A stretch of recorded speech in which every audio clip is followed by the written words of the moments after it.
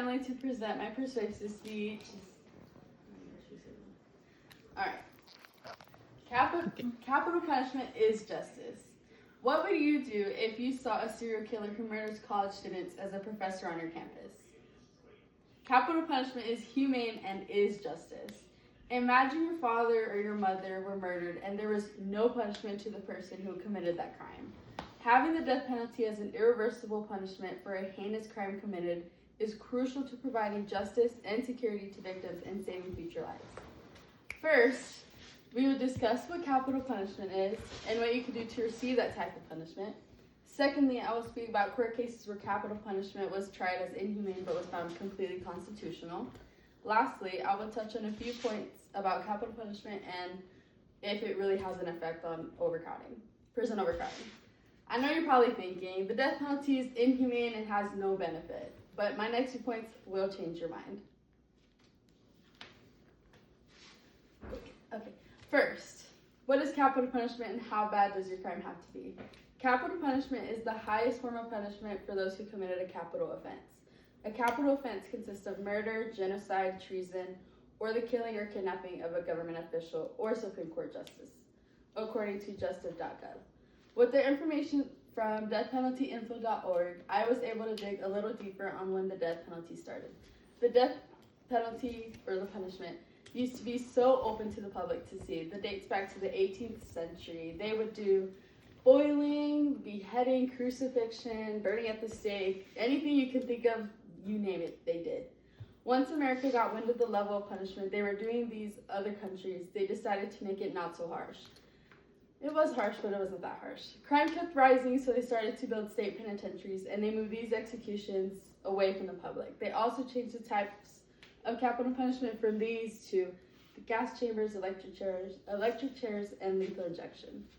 To be straightforward, you have to kill a victim, but it's up to the state legislators whether it was heinous enough to be charged with the death penalty. Capital punishment isn't just given to someone who got a speeding ticket. You have to do something so inhumane to receive the same wrath you put on someone else. Now let's touch on a few court cases where the death penalty was tried as inhumane but was found completely constitutional. How is it that providing justice and accountability to people who committed such a crime is inhumane? In court case Gregg versus Georgia, this is Gregg, Troy Gregg was found guilty of armed robbery and murder and was sentenced to death by the Georgia Supreme Court. Gregg then went and claimed that his sentence was cruel and unusual and is a violation of the 8th and 14th Amendment. The 8th is no fines or excessive fines or cruel or unusual punishment, and the 14th Amendment creates equal protection under the laws. It also limits the power of the states. This ruling ended up not going in his favor, 7-2. The court held that it does not violate no amendment under all circumstances. This information was found using ois.org. Next, I found Barefoot versus Estelle. During Barefoot's trial for murder, he murdered a police officer, and they had 2 psychiatric doctors go and assess on the stand that he will do it again and he's not safe to be out in the public. And the court deemed that information acceptable, whether it was reliable or not. He was sentenced to the death penalty. And then Barefoot tried to argue that using someone's word as a base to sentence someone to the death penalty was a violation of your constitutional rights. The U.S. Supreme Court rejected his argument and still took into account that he was a dangerous person. And there was only one answer to this whole case, and I found this using justia.com. The justice system is in place to provide justice to those affected by someone's illegal actions. It isn't to attack a person, it's to protect other people before it's too late. It's a sense of security that a dangerous person isn't running around next to people that you love. Finally, let's take a look at a few insights of the prison system and how capital punishment just makes sense. Prison overcrowding is an ongoing problem in our country. The number of death row inmates is a smaller fraction compared to actual inmates. There's around 3,000 death row inmates and roughly around 2 million inmates. Although the death process isn't quick, it is no way, shape, or form making it any better or worse. I found this using amnesty.org. Capital punishment is also seen as a preventative. If another person sees that a killer is getting charged what they're getting charged, it's like irreversible, they're not most likely going to want to do it.